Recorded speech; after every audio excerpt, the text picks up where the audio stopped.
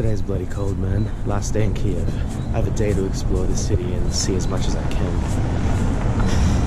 I'm just gonna go back to a few places I stumbled upon at night and just keep going.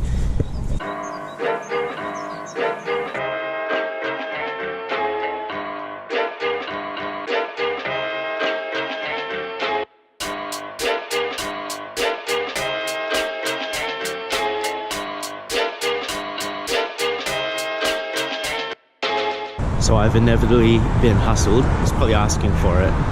I mean, I'm flashing all my camera gear and I'm wearing a bright red jacket. I gave him my last 200, which is only like, I don't know, a couple pounds. And I sat down for 2 minutes. Whoa, look at that shit. And these dudes just put monkeys on me. Straight up monkeys. That 200 was actually 5 pounds. So now I'm pissed because I can do a lot with 5 pounds. I could have got like 8 of these coffees. Now to make up for it, instead of catching a cab, I'm just gonna walk. It would have been the same price. Probably less.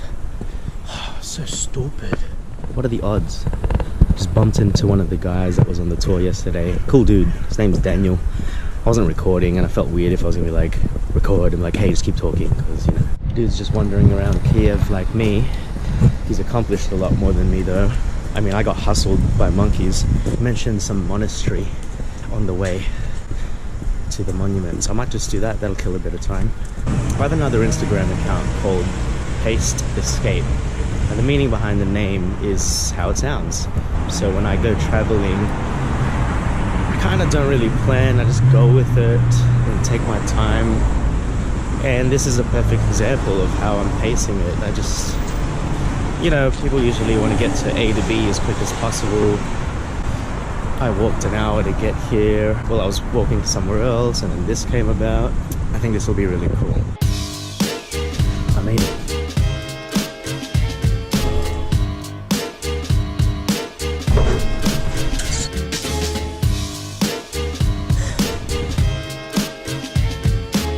Oh, and there's no one here. Oh my god. That's what I'm talking about. Top of the world, baby. But this is crazy. I'm the only one here. The only one.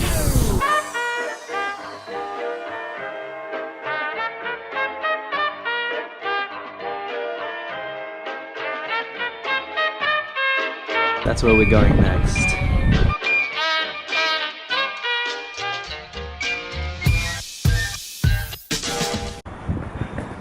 Focus.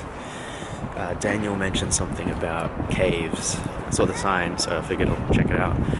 No idea what that is. There's toilets though. Oh no.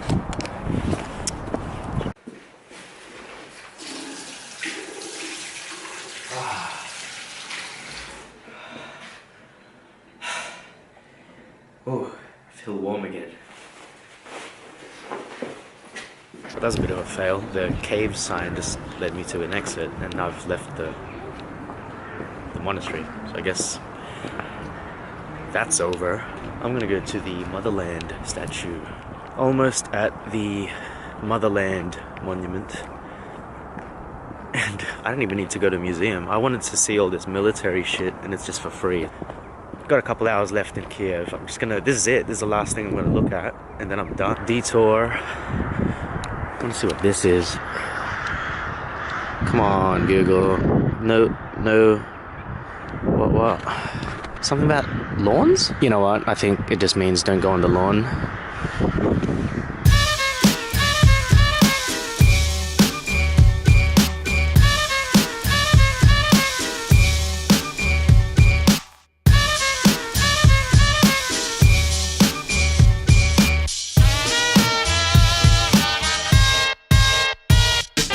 This is the 5th time I've gone solo. I've been to Iceland, which was my first trip. Second was Lisbon. Third was Krakow. And the last one before that was in Rome. So this is the 5th trip.